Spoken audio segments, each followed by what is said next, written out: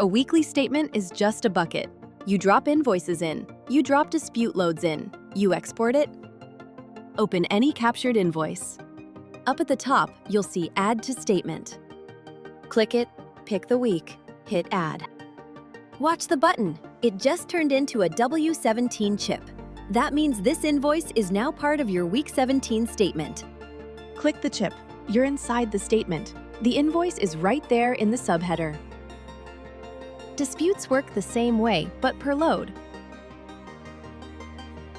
Click the first one. Pick Week 17. Add. The plus just became a W17 chip. Click the second load's plus, same week. Add.